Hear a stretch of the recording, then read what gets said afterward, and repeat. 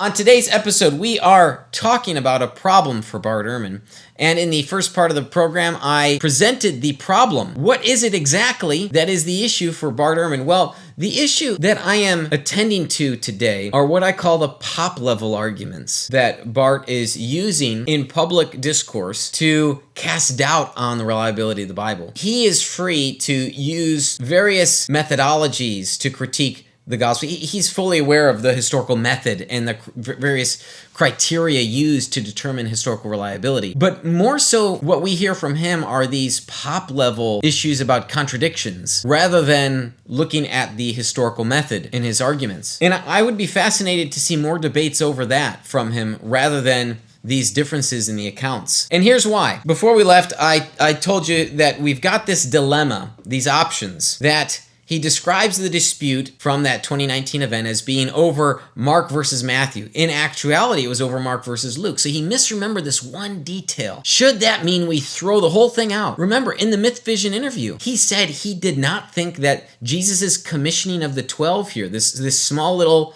local commissioning, was historical. And it seems like, given the context, it's because it was over this one issue over staff or no staff. After all, there's nothing about miracles here. There's nothing that would have us question our philosophical assumptions about the nature of reality.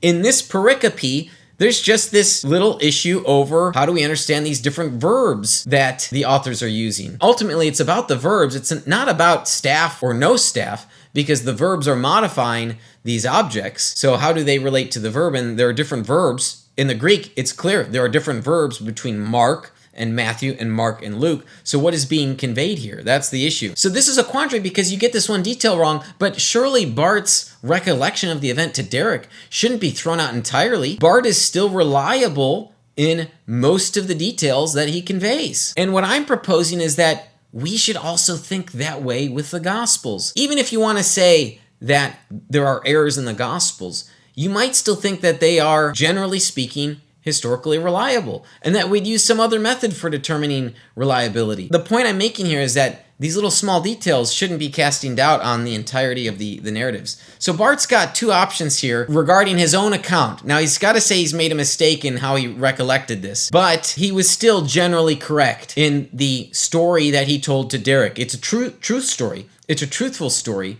even if it's not 100% accurate. As my friend Mike would say, Bart gives the gist. Now, I think we could say more than that. It's more than just the mere gist. Bart gave accurate, precise details of who he saw, the people he had lunch with, the Moody students, for example. That actually happened. I saw it. I can corroborate it. We might even have other photographs of it for further corroboration. And scholars, that would be what's called independent attestation. That's one of the criterion for determining historical reliability. Okay, so we have the difference there. We've got the similarities. All right, so Bart Ehrman's mistake here is an innocent one. Does it call into question the reliability of the account? Of his account, not the Gospels, of Bart's account? No, I don't think it does. We should not conclude that because Bart got one detail wrong, the whole thing is thrown out. But how often is it that people do this with the Gospels? They come to believe that there is an error and they throw it all out. They might think that there's 2 or 3 small errors. I'm not talking major, small, staff or no staff. That's a small little error in the grand scope of the whole case, the whole cumulative case. What this demonstrates is a house of cards faith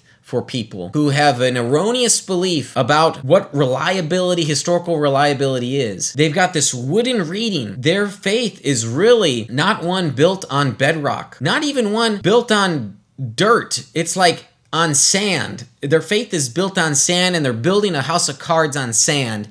And one little issue comes, a little piece of sand comes and knocks the whole thing over. That is an immature faith. It has not flourished in the intellectual understanding of the Christian worldview. And that's sad. I have pity on people like that because I wish people would have read issues more. I wish they would have done more investigation before they gave up the whole thing. I've talked to people, I've interviewed people where I think this is the case. I'll give one example. I won't say a name, but a certain person born and raised in a young earth creationist home. And so he came to believe that young earth creationism was the only option available to him, and that is exactly what the Bible taught, instead of recognizing, even looking at the church fathers, how many of them held to an old earth view of what Genesis teaches, that He didn't know that that was available. And because of that, he came to reject the Bible altogether. And so it just sort of breaks my heart knowing that these people haven't come across these different views. And maybe that's why I do these multi-view conferences, because I want people to become aware of the different available options for them. And I'm not saying all these multiple views are equal,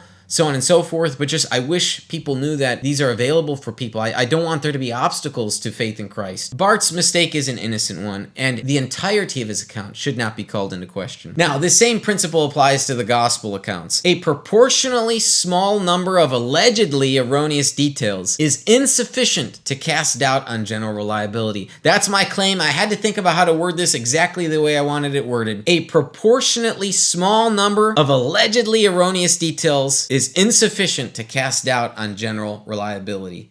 As I mentioned, we could look at some of Bart's writings. We could look to some other things that he said about historical methodology and the criteria that historians use to determine historical reliability. Let's have that discussion.